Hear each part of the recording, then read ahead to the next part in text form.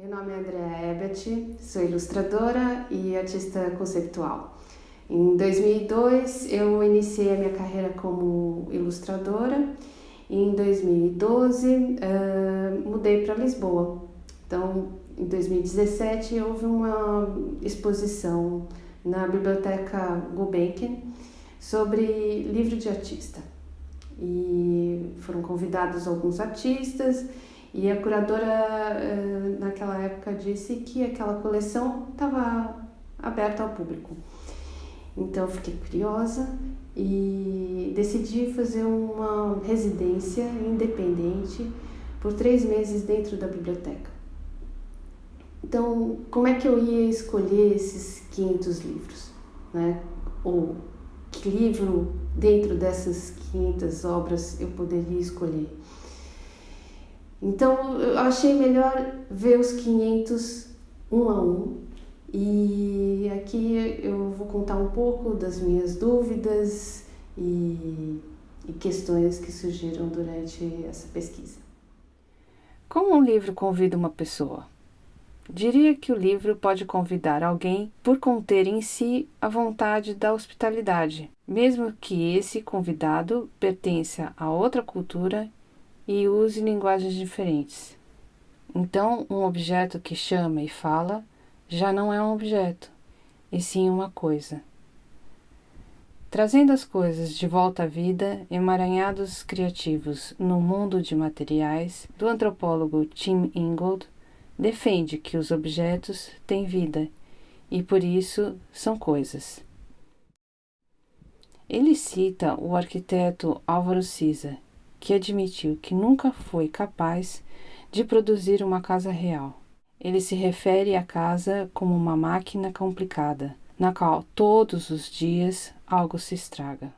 Tal transformação é constante, e os outros seres são acolhidos nessa casa sem serem convidados. É uma reunião de vidas, e habitá-la é juntar-se à reunião. Nesse estudo, observa-se que o livro pode ser uma coisa, pois está em transformação contínua.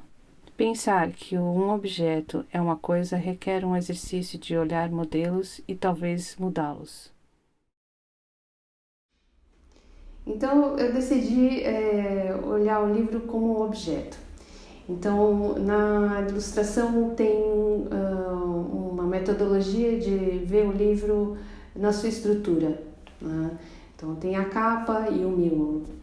Então formulei 3 perguntas para fazer todos os 500 livros, que seria a primeira, se tinha título ou não na capa, se havia somente texto no miolo, texto e imagem no miolo, ou só imagem no miolo.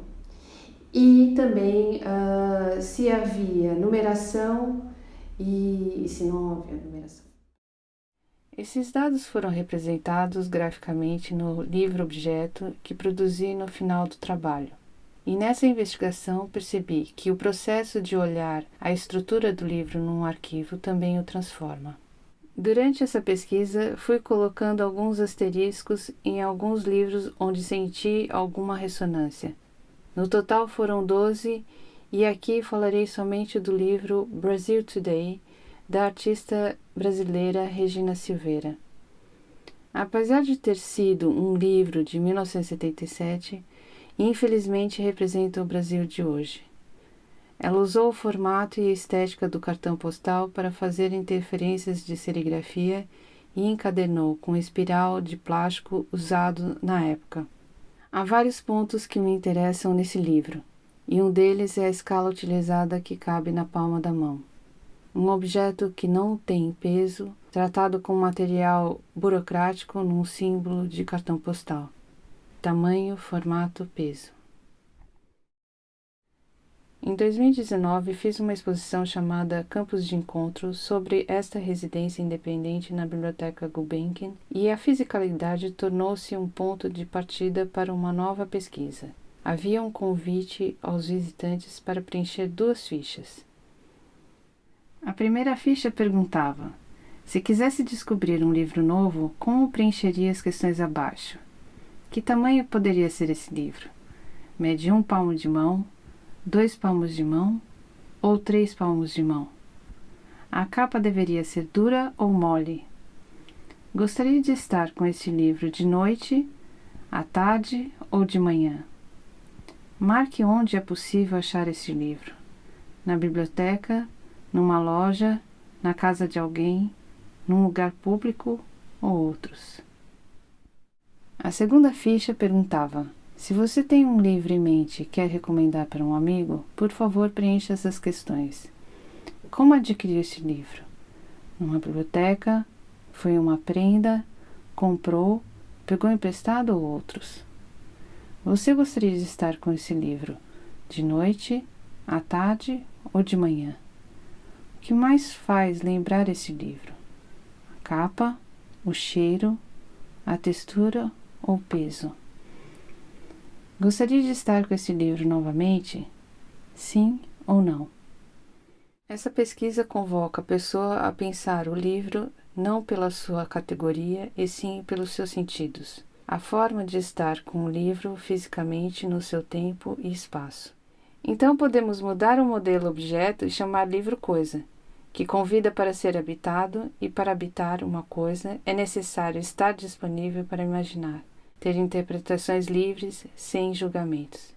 Talvez uma criança possa estar mais apta a essa postura.